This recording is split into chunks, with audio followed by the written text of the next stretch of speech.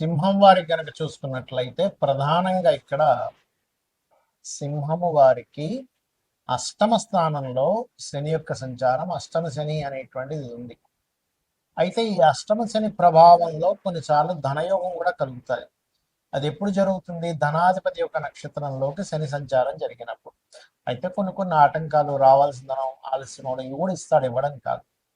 అయితే ఇక్కడ మనకి ఏ విషయాల పట్ల శని బుధ నక్షత్రాల్లోకి మే 18వ తేదీ 2026లో ప్రవేశిస్తున్నాడు కాబట్టి అక్కడ నుంచి ఎప్పుడైతే ఈ యొక్క శని ఎంటర్ అయ్యి వచ్చే సంవత్సరం జూన్ 2 వరకు అక్కడే ఉంటాడు కాబట్టి ఆ యొక్క సమయాల్లో కొంత జాగ్రత్తగా ఉండండి.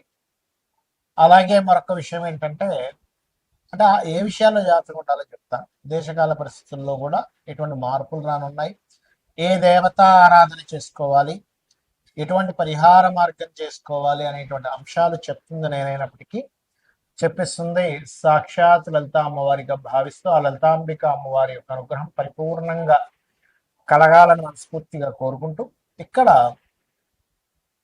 చక్రంలో ఒకటేమిటంటే మీకు అష్టమ శని అంటే ఆకస్మికంగా కొన్ని కొన్ని నిర్ణయాలు తీసుకోవడం. ఆ నిర్ణయాలు ముఖ్యంగా ధన విషయంలోని, వ్యాపార విషయంలో తొందరపాటు నిర్ణయాలు తీసుకోకండి. కాకపోతే ఏంటంటే ఇక్కడ లాంగ్ టర్మ్గా చేసేటువంటివి ఏవైతే ఇన్వెస్ట్మెంట్స్ ఉంటాయో, లాంగ్ టర్మ్గా ఏవైతే మీకు కలిసి వచ్చేది ఉంటుందో, ఇటువంటి విషయాలలో చాలా అనుకూలమైనటువంటి పరిస్థితులు అయితే వస్తూ ఉంటాయి, వ్యాపార అభివృద్ధి వస్తూ ఉంటాయి. అలాగే కాకపోతే ఇక్కడ ఏంటంటే సింహం వారికి మీరు ఏదైనా ఒక ప్రాపర్టీ తీసుకుంటున్నారు, ఉన్నత విద్యా సంబంధించినటువంటి విషయాలలో జాగ్రత్త వహించాలి. గుర్తుపెట్టుకోండి, ఉన్నత విద్యా సంబంధించిన విషయంలో, ఎడ్యుకేషన్ రిలేటెడ్ సంబంధించిన విషయాల్లో, భూమి కొనుగోలు చేసేటువంటి అంశాల్లో కొద్దిగా జాగ్రత్తగా ఉండండి. అలాగే మరొక విషయం ఏంటంటే అప్పులు ఇవ్వడం, ఇన్సూరెన్సెస్ సంబంధించిన, ఎందుకంటే అష్టమ స్థానంలో శని సంచారం జరిగేటప్పుడు ఏమవుతుందంటే ఆ ప్రతి సంవత్సరం కడుతున్నాంలో ఇన్సూరెన్స్ దీనిదే ఉంది, ఆ ఇన్సూరెన్స్ రిలేటెడ్ సంబంధించినటువంటి విషయంలో పెద్ద ఉపయోగం ఏం లేదు, ప్రతి సంవత్సరం ఇక్కడ వేస్ట్ అయిపోతుంది అనుకుంటాం. కానీ ఇలాంటప్పుడు ఇన్సూరెన్సెస్ మిమ్మల్ని కాపాడుతుంది. అష్టమం అనేటువంటిది ఇన్సూరెన్స్ కాబట్టి ఈ విషయంలో జాగ్రత్తగా ఉండండి, ఖచ్చితంగా బాగుంటుంది. ఉద్యోగ విషయాల్లో సింహం వారికి ఎప్పటి నుంచో, ఎందుకంటే సింహలగ్నం వారికి ప్రధానంగా శుక్రుడు 3-10 అధిపతి కాబట్టి ఈ శుక్రగ్రహం ఎప్పుడైతే దశమాధిపత్యం వస్తుందో సర్వసాధారణంగా వీరికి ఉద్యోగం విషయంలో కొంత ఇబ్బంది ఉంటుంది, ఎవరికి? సింహలగ్నం వారికి. కానీ ఈ శని యొక్క మార్పు మూలంగా మీరు ఎప్పుడైతే వేరే వేరే ప్రాంతాలకు వెళ్ళి ఉద్యోగాల కోసం ప్రయత్నం చేస్తారో ఖచ్చితంగా ఇక్కడ ఉద్యోగ అవకాశాలు ఇస్తాడు. కాకపోతే లలితా సహస్రనామాల్లో మొదటి నామం ఉంటుంది, ఓం శ్రీమాతా శ్రీ మహారాజ్ని శ్రీమత్ సింహాసనేశ్వరి నమః కానీ, లేదా ఓం మాణిక్య మకుటాకార జానుద్వయ విరాజితాయ నమః అనే మంత్రంగా చేసుకోండి, అనే విధాలా బాగుంటుంది. మరి దీని యొక్క ప్రభావం ఒక్కొక్కసారి పర్సనల్ చార్ట్లో శని బుధుడు యొక్క మహాదశలు అంతర్దశలు నడిచేటప్పుడు ఎలా ఇస్తాడు, మీ యొక్క లగ్నాన్ని బట్టి, మీ జాతక చక్రంలో శని బుధుడి యొక్క పరిస్థితులను బట్టి, శని మహర్దశలో బుధుడు అంతర్దశ, బుధ మహర్దశలో శని అంతర్దశ, దీని మీద కూడా ప్రభావం ఉంటుందండి. ఎప్పుడైనా ఒక గ్రహం ఒక నక్షత్రం మీద వెళ్తుంది, అప్పుడు కనుక మీకు ఇక్కడ మనకి గురువర్గ లగ్నాలు, శని వర్గ లగ్నాలు ఉంటాయి. ఆ లగ్నాలను బట్టి మీ యొక్క షోడశ చక్రాల్లో, అంటే మనకి 16 డివిజనల్ చార్ట్స్ అంటారు, వాటిని బట్టి దాని ప్రభావం మారుతూ ఉంటుంది. కాకపోతే ఏదేమైనా కానీ ఏమంటే నాకు జాతకం తెలియదు, ఏమీ తెలియదు, ఏం చేయాలి? ఈ శని బుధుల యొక్క కాంబినేషన్ అనేటువంటిది ఒక రకంగా చెప్పాలంటే ఇది ఫైనాన్షియల్ గ్రోత్ ఇస్తుంది. అయితే ఇండియాకి కూడా కొంతవరకు ఫైనాన్షియల్ గ్రోత్ ఇస్తుంది. అయితే మనం చాలా రోజులుగా చెప్పుకుంటున్నాం, 8-9 నెలల నుంచి చెప్తూనే ఉన్నాం, యుద్ధాలు పెరుగుతాయి, యుద్ధ సంబంధంగా వాటర్ ప్లేసెస్లో కూడా ఇంకా పెరుగుతాయి అనేటువంటి, నీటి ప్రాంతాల్లో. ఎందుకంటే జలరాశులు అని ఉంటాయి, కర్కాటకము, వృశ్చికము, మీనము.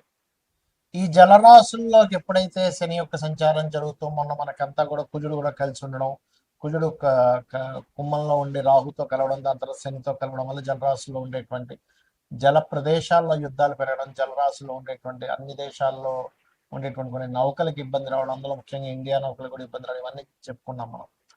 అయితే ఇక్కడ ఏంటంటే బుధుడు యొక్క నక్షత్రాల్లో శని సంచారం జరిగేటప్పుడు ఈ షేర్ మార్కెట్ విషయంలో ప్రధానంగా ఎవరైతే డైలీ ట్రేడ్ చేస్తారో డైలీ ట్రేడ్ కంటే కూడా లాంగ్ టర్మ్ ట్రేడింగ్ చేసుకోవడం అనేది మంచిది. ఎవరి జన్మజాతక చక్రంలో అయినా బుధగ్రహం గనక బాగుంటే వాళ్ళకి ట్రేడింగ్లో అద్భుతంగా కలిసి వస్తుంది. గుర్తుపెట్టుకోండి. ఎందుకు? బుధుడు తెలివితేటలకి, ట్రేడింగ్కి, వీటికి కారకుడు. గుర్తుపెట్టుకోండి. సో ఈ కారకుడైనటువంటి బుధుడు ఎప్పుడైతే బాగున్నాడో ట్రేడింగ్ అనేటువంటిది ఏమిటి? మనకి ఎప్పుడు మనం ఎంటర్ అవ్వాలి, ఎప్పుడు బై చేయాలి, ఎప్పుడు సెల్ చేయాలి, ఆప్షన్స్ అంటారు, మీకు తెలిసే ఉంటుంది. సో ఆ యొక్క శక్తిని అద్భుతంగా ఇస్తాడు బుధుడు. అంటే మనం ఎంత ఎమోషన్గా కనెక్ట్ అవ్వకుండా చాలా ఈజీగా ఇది వద్దులే, మనకు వస్తే రేపు మళ్ళీ చూసుకుందాంలే అని వాళ్ళకి ఎప్పుడైతే కరెక్ట్గా అనిపించింది బయటకు వచ్చేస్తాడు. ఇంకా ఆశపడ్డ ఎక్కువగా ఆశపడకుండా ఉన్న దాంట్లో సంతృప్తి చెంది బయటకు వచ్చేలా చేస్తాడు బుధుడు. అంటే బుద్ధి ఆలోచిస్తూ ఉంటుంది. అలాగా ఇప్పుడు ఉండేటువంటి బుద్ధి కారకుడైనటువంటి బుధుడి యొక్క నక్షత్రాల్లో శని సంచారం జరుగుతుంది కాబట్టి మీరు లాంగ్ టర్మ్ చేసుకోవడం మంచిది. ఎందుకంటే షేర్ మార్కెట్లో లాంగ్ టర్మ్వే ఫలించేటువంటి సమయం ఇది. కమ్యూనికేషన్ రంగాలు మనం చాలా రోజుల క్రితమే చెప్పుకున్నాం, ఏమంటే ఈ కమ్యూనికేషన్ రంగాలకి ఇబ్బంది రానుంది అని. ఈ శని యొక్క ప్రభావం ఎప్పుడైతే బుధరాశుల్లోకి ఎంటర్ అవుతుందో ఈ కమ్యూనికేషన్ రంగాల మీద దీని యొక్క ప్రభావం చూపిస్తుంది, గుర్తుపెట్టుకోండి. అలాగే మరొక విషయం ఏంటంటే ఇక్కడ ఈ అప్పులు ముఖ్యంగా ఏంటంటే ఎవరైనా ఏదైనా అప్పు తీసుకుంటే కూడా లాంగ్ టర్మ్ తీసుకోండి. ఏదో ఇక ఏమంటే ఇచ్చేస్తాను, 10,000 ఉంటాయి అంటుంటారు కొంతమంది, 1,00,000 ఉంటాయి, ఏముంది సాయంత్రం ఇచ్చేస్తాను. ఆ సాయంత్రం మీకు రాకపోగా ఈ 10 రోజులకు రావడం వల్ల 10 రోజుల తర్వాత మీరు ఇస్తారు, 4 రోజుల తర్వాత మీరు ఇచ్చేస్తారు, ఇవ్వరని కాదు. కానీ అది ఏమైపోతుంది? మాట తప్పాడు, సాయంత్రం ఇస్తా అన్నాడు, ఫోన్ ఎత్తాడు, మొహమాటం, ఫ్రెండ్ దగ్గర పరువు పోతుంది, రిలేషన్స్ దగ్గర పరువు పోతుంది. అందుకని ఏంటి, ఆ 4 రోజులు తప్పించుకొని 4 రోజుల తర్వాత ఇగో నేను ఇచ్చేస్తున్నా అంటాడు. అప్పుడు ఏమైపోద్ది అంటే ఈ శని యొక్క రాసుల్లో ఎప్పుడైతే శని యొక్క నక్షత్రం మీద ఎప్పుడైతే శని వెళ్ళి బుధ నక్షత్రం మీద ఉన్నాడో ఇదేం చేస్తుంది? బుధుడు అప్పులకు కారకుడు కాబట్టి ఇది అప్పుల విషయంలోని కొన్ని దేశాల్లో ఆర్థిక మాన్యాలు, కొంత వాయు సంబంధంగా, వాయువులో బుధుడు వాయు కారకుడు, గుర్తుపెట్టుకోండి, వాయువుకి కారకుడు కాబట్టి వాయువులు మందంగా వేయడం, వాయువులో ఒక రకమైనటువంటి విష సంబంధించినటువంటి కొంత ఇన్ఫెక్షన్స్ రావడం, ఇటువంటివన్నీ కూడా ఇస్తూ ఉంటుంది బుధరాశుల్లోకి శని యొక్క సంచారం కాబట్టి. మరి ఏం చేయాలండి? దేశకాల పరిస్థితులు ఇలా ఉన్నాయి కదా, ఏం చేయాలి? సింపుల్గా ఏమీ లేదు, మీరు చండీ వినండి లేదా విష్ణు సహస్రనామాలు వినండి చాలు. మీరేమి వేలు లక్షలు ఖర్చు పెట్టేసి ఏదో పూజలు చేసుకోవాలని ఏమి అక్కర్లేదు. మీకు డబ్బులు లేనప్పుడు భగవంతుడు నామస్మరణ చేత, అమ్మవారి యొక్క నామాల్లో ఒక నామం ఉంటుంది, నామ పారాయణ ప్రీత నంద విద్యా నటేశ్వరి అని. అంటే నామాన్ని పారాయణం చేస్తే ఆవిడ ప్రీతి చెందుతుందట.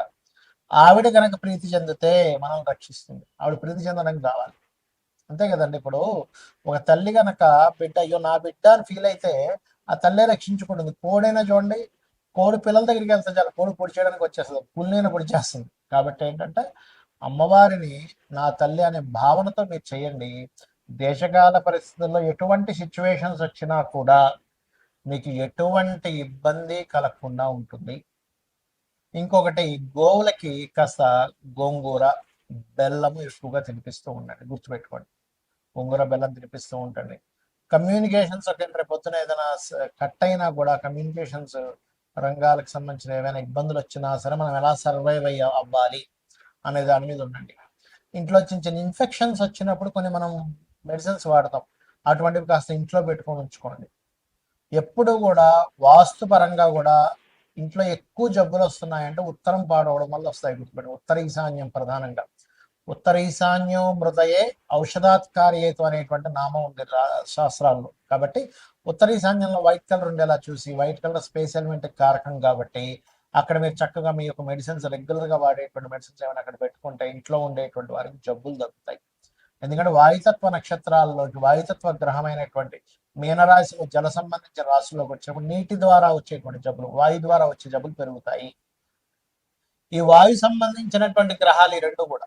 కాబట్టి ఏంటి, ఈ ఫలాలకి సంబంధించిన ముఖ్యంగా మామిడి పళ్ళు పండించేటువంటి వారి తోటలు రేపు తెంపుదాం, ఇవాళ ఏముంది బతికిస్తే రేపు ఏదో వరగల్ల వారు రావచ్చు, విపరీతం బాగా ఎండ కొడుతూ విపరీతం వర్షాలు వస్తాయి. మీరు చూస్తూ ఉండండి, ఈ సంవత్సరం 100 సంవత్సరాల వెనక్కి వెళ్ళినా సరే ఇంత రికార్డ్ అయినటువంటి ఎండ రాదు, ఇంత రికార్డ్ అయినటువంటి వర్షము రాదు. అంత రికార్డ్ స్థాయిలో వర్షము ఎండ వస్తాయి, చూసుకొని గుర్తుపెట్టుకోండి. ఎందుకంటే ఈ గ్రహాలు ఏవైతే ఉన్నాయో అన్ని కాలసర్ప యోగంలోకి వెళ్తూ ఈసారి ఉండేటువంటి నవనాయకుల యొక్క స్థితి ఆ రకంగా ఉంది. కాబట్టి ఏంటి, మనకి ఇవన్నీ ఎందుకు చెప్పుకుంటాము, మనం ముందు రక్షింపబడాలి. ఓహో బాగా వర్షాలు పడతాయి అనమాట, ముందుగా తీసేస్తే పని అయిపోద్ది, రేపు ఎల్లుండి వారం తర్వాత చూద్దాం అని బద్దకించొద్దు. ఇంకా సమయం రాలేదు, దట్ ఈస్ డిఫరెంట్ కేసు. ఇంకా పండలేదు పంట, దాన్ని వదిలేయడం అది వేరు. కానీ పంట పండకముందే తీసేయమని చెప్పట్లేదు. పంట పండిన తర్వాత కూడా నెగ్లిజెన్స్ చెయ్యకూడనటువంటి స్థితులు ఉన్నాయి. ఈ విషయంలో జాగ్రత్తగా ఉండండి. అలాగే బుధవారాలు శనివారాలు అప్పుల విషయంలో చాలా జాగ్రత్తగా ఉండండి. అప్పులు ఎవరికి ఇవ్వడం తీసుకునే విషయం బుధ శనివారాలు అవాయిడ్ చేయండి. మంగళవారం కూడా అసలు తీసుకోకూడదు అని చెప్తున్నాను నేను మీకు. అవాయిడ్ చేయండి. బుధ శనివారాలు ఎట్టి పరిస్థితుల్లో blue and green colours avoid చేయండి. ఎందుకంటే కలర్ని ఆశ్రయించి, రంగును ఆశ్రయించి కూడా ఉంటుంది. మీ పర్సనల్ చార్ట్లో బుధుడు బాగున్నాడు, శని బాగున్నాడు, నాకు బ్లూ అండ్ గ్రీన్ కలర్స్ బాగా కలిసి వస్తుంది, దట్ ఈస్ డిఫరెంట్ కేస్. కాబట్టి ఇవి పాటించండి. ఖచ్చితంగా అమ్మవారి అనుగ్రహంతో మీకు బాగుంటుంది, బాగుండాలని మనస్ఫూర్తిగా కోరుకుంటూ శ్రీమాత్రే నమః.